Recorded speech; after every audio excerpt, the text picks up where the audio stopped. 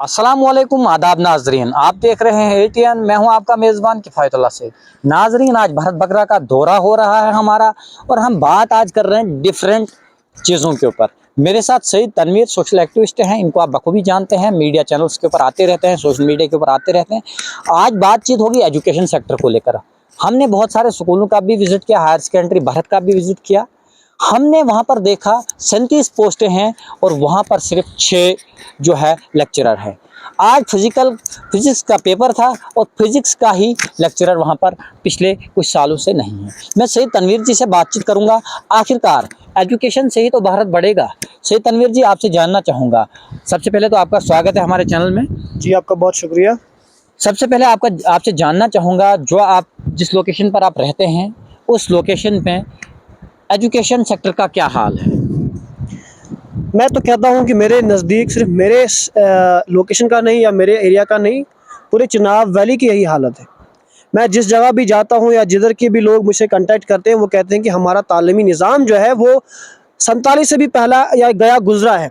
उसकी वजह क्या है? उसकी वजह यह है, सरकार पे हम दोष देते हैं, लेकिन बात यह है कि अगर सरकार जो पैसा खर्च करती है एजुकेशन के ऊपर, वो ग्राउंड पे उसका आउटपुट नहीं आता है। जी, हमारी लड़ाई यही है कि सरकार अगर कोई चीज़ इन्वेस्ट करती है, पैसा कहीं पे खर्च करती है या कोई सिस्टम बनाती है, तो उसका आउटपुट आना चाहिए। बिल्कुल। अगर वो पैसा ज़ाया होता है, वो किसी खड्डे में जाता है, तो उससे बेहतर है कि लोगों को पहले ही खड्डे में डाल दो। उनकी बर्बाद ज़िंदगी ऐसे भी हुई है बच्चों की। हम अगर भरत बगला की बात करें तो यहाँ पे एक हायर सेकेंडरी है, डोडा से लेके भरत तक 20 किलोमीटर में एक हायर सेकेंडरी है। जी, मेरे ख्याल से मैं जब तक मैंने आँख खोली है, 10-12 साल से वहाँ पे कोई प्रॉपर स्टाफ नहीं आया है। मेडिकल का नहीं है, नॉन मेडिकल का नहीं है। आर्ट्स के 2-4 1-2-3 शायद लेक्चरर्स हैं। लेकिन आप मुझे बताएं, इस मॉडर्न दौर में, मॉडर्न टाइम में नीट का एग्ज़ाम लोग सिटीज़ के अंदर कोचिंग करने के बाद, किसी अच्छी हायर सेकेंडरी में पढ़ने के बाद फिर भी क्वालिफाई नहीं कर पाते हैं। तो हमारे यहाँ जब बच्चे के लिए कोई लेक्चरर ही नहीं है, तो वो नीट क्या करेगा? तन्वीर जी, वो जिस तरह आपने बोला कि लेक्चरर नहीं है, मास्टर नहीं है, स्टाफ नहीं है, अगर बात हम ज़ीरो से लेकर स्टार्ट करें, जिस तरह आपको पता है कि जो हमारे प्राइमरी स्कूल्स हैं उनका क्या कुछ हाल है।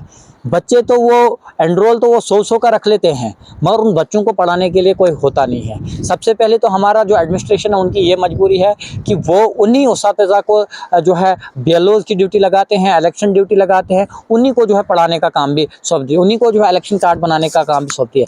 तो जबकि वो साल के 11 महीने जो है लगभग उसी बीएलओ का काम संभालते हैं बच्चे जो है।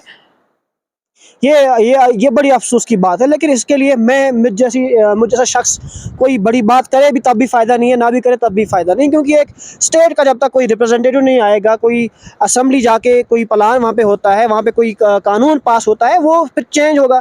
अब एक टीचर को बीएलओ बनाएंगे, लेकिन उससे आगे अगर हम पुलिस के अंदर देखें, कितने लोग जो है वो मिलेंगे, पढ़े लिखे जो होंगे, डिग्री जिनके पास, वो काम कर सकते हैं। और उनको ऐसे काम होता भी नहीं है आम तौर पर। जब कहीं ऐसा होता है मामला, फिर उनको एक्टिव किया जाता है। लेकिन और उनसे काम लिया जाता है, मतलब एक्स्ट्रा काम लिया जा सकता था पुलिस के बंदों से या किसी और डिपार्टमेंट के लोगों से। लेकिन सिर्फ उन टीचरों को, वो भी आरटीएस जो है 12th ग्रेड से लगे हैं, 12th पास करके लगे हैं। 2022 में एक आर्डर निकलता है एजुकेशन सेक्टर से कि उसमें ये बताया जाता है एजुकेशन सेक्टर में कि जम्मू 2022 में नवंबर में एक आर्डर निकाला जाता है एजुकेशन विभाग की तरफ से। सीईओ ढोडा निकालते हैं एक आर्डर, जिसमें साफ तौर पर यह बताया जाता है कि 6 साल से लेकर 14 साल के बच्चे का एडमिशन फीस नहीं ली जाएगी, उनको जो है फ्री ऑफ कास्ट जो है उनकी एडमिशन होगी। तो आज जो है कुछ स्कूल एडमिशन फीस लेते हैं, और कल जब हमने इसके ऊपर एक न्यूज़ की तो बहुत सारे स्कूलों को जो है मिर्ची लगी। एक मास्टर ने तो यहाँ तक हद क्रॉस कर दी, उन्होंने तो सीधा सीधा मुझे धमकी भी दे दी। तो क्या ये सही हो रहा है कि गलत हो रहा है? वो धमकी वाला प्राइवेट स्कूल वाला था कि गवर्नमेंट? नहीं, वो गवर्नमेंट था। तो ये गवर्नमेंट स्कूल का हाल है। वो लोगों को धमका भी सकते हैं, डरा भी सकते हैं, कुछ भी कर सकते हैं। क्योंकि सिस्टम, सिर्फ हमने देखा, हमारे जो डीसी साहब हैं काफ़ी एक्टिव आदमी हैं और अच्छे भी हैं किसी हद तक। लेकिन इन मामलों में शायद हमें उनको नहीं लगता है कि उनको नज़र नहीं आ रहा है, या वो जानबूझ के फिर चुप ही साधते हैं या खामोश बैठते हैं।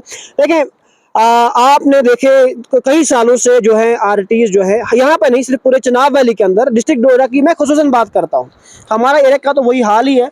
आरटीज जो अपनी पोस्टिंग पर लगे थे, एक्चुअल जहाँ पे उनकी पोस्टिंग हुई थी, जहाँ जिस दिन वो लगे थे आरटीज, उस दिन से कुछ सालों तक उन्होंने अपने वहाँ पे ड्यूटी दी, लेकिन कुछ टाइम के बाद सीओ ऑफिस के अंदर गड़बड़ चली, जिसमें काफ़ी लोग मुलविस हैं या थे, आज भी हो सकते हैं। अगर किसी को चाहिए कि हमारे पास प्रूफ एंड एविडेंसेस भी हैं कि वो क्या क्या चल रहा है, क्या गेम चल रही है वहाँ पे, 10-10 साल में ऑफिस के अंदर वो लोग बैठे हैं, उनकी ट्रांसफ़र नहीं हो रही है। क्यों नहीं हो रही है? वो किसी के क्या रिश्तेदार लगते हैं कि उनकी ट्रांसफ़र नहीं होगी? अगर आरटीएस की जो है वो ट्रांसफ़र पॉलिसी है ही नहीं, तो उनको आप किस बुनियाद पे यहाँ से हमारे गांव से उठा के किसी सिटी के अंदर बिठाते हो, किसी नियर बाई जो हेडक्वार्टर का, डिस्ट्रिक्ट हेडक्वार्टर जो है वहाँ पे वो अटेंडेंस करवा रहा है। ये तो सबसे बड़ा करप्ट जो सिस्टम है वो एजुकेशन बन चुका है।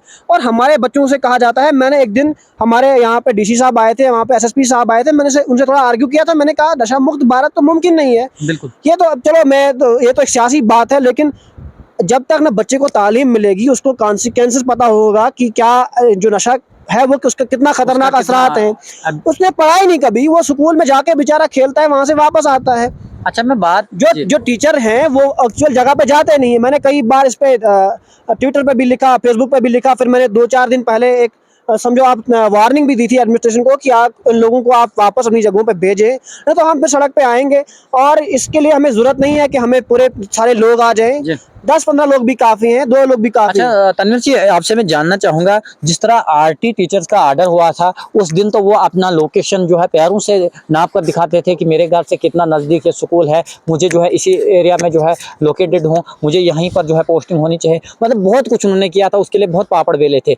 फिर आखिरकार क्या वजह है आज कि तमाम आरटी जो है वो कुछ डोडा में है, कुछ मतलब शहर की तरफ ही रुख कर रहे हैं, सुबह शहर से देखिए मैं सरकार को क्रिटिक्स ऐसे नहीं करता हूँ, लेकिन मैं मजबूर हूँ कि सरकार ने कहा कि हम बैक टू विलेज प्रोग्राम चलाते हैं। बैक टू विलेज का मतलब समझाएं मुझे कि है क्या बैक। मेरे नज़दीक जहाँ तक मुझे थोड़ा बहुत इंग्लिश का मतलब समझ आता है, मेरे समझ में ये बात आई कि बैक टू विलेज मतलब आपने गाँव में वापस जाना है। आपने गाँव से माइग्रेट सिटीज़ के अंदर नहीं जाना है, क्योंकि सिटीज़ के अंदर पहले ही एक जो है पोल्यूशन बढ़ा हुआ है, बहुत ज़्यादा जो है खलबली मची हुई है, मैनेजमेंट वहाँ पे ख़राब हो रही है, जो लोग माइग्रेट हो रहे हैं। अब उनको बैक टू विलेज का मतलब ये था कि हमें स्कूल में एजुकेशन यहीं पे मिलती, हमें मेडिकल सिस्टम अच्छा यहीं पे मिलता, मेडिकल फैसिलिटी यहाँ पे मिलती, हमें रोड्स यहाँ पे मिलती। तीन ही चीज़ें हैं जो बैक टू विलेज को कामयाब कर सकती हैं। उसके मतलब सिर्फ लिखवाए ढोल बजाते आए, बैक टू विलेज में काम कोई नहीं है। अगर हमें एजुकेशन यहाँ पे मिलती है, अगर किसी बच्चे को आप देखें, यहाँ पूरा जो गाँव है कितनी आबादी है, यहाँ पे जो भी पढ़ने लिखने वाला बच्चा होगा वो यहाँ पे नहीं होगा, उसकी फैमिली भी नहीं होगी। हमारे जो गरीब लोग हैं, जो मजदूर लोग हैं, वो अफोर्ड नहीं कर पाते हैं, अकोमोडेट नहीं कर पाते हैं, लेकिन फिर भी मजबूरन वो लोन लेते हैं सरकार से, किसी बैंक से, किसी दूसरे से रिश्वत या क्या बोलते हैं सूद पे कर्जा लेके, कहीं बाहर जाके मजदूरी करके अपने बच्चों को पढ़ाने के लिए यहाँ से गांव छोड़ के चले गए हैं।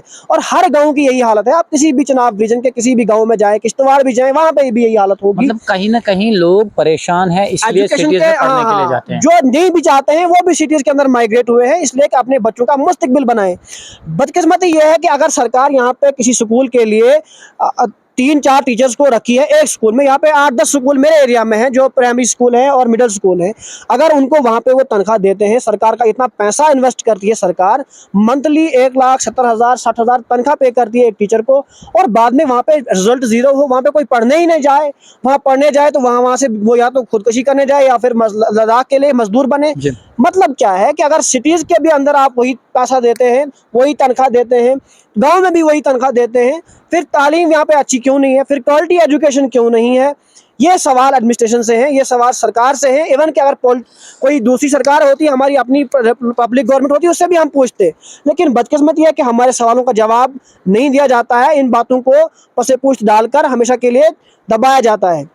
चलिए, बहुत बहुत शुक्रिया। जिस तरह आपने सुना नाजरीन, हमने सैयद तनवीर जी से बात की, एजुकेशन सेक्टर के ऊपर बातचीत की, एजुकेशन का क्या कुछ हाल है डिस्ट्रिक्ट डोडा में, ये हमें गौर करने की ज़रूरत है। फिलहाल हमें दीजिए इजाज़त, शेयर करते रहिए हमारी वीडियोज़ को। खुदा हाफिज़।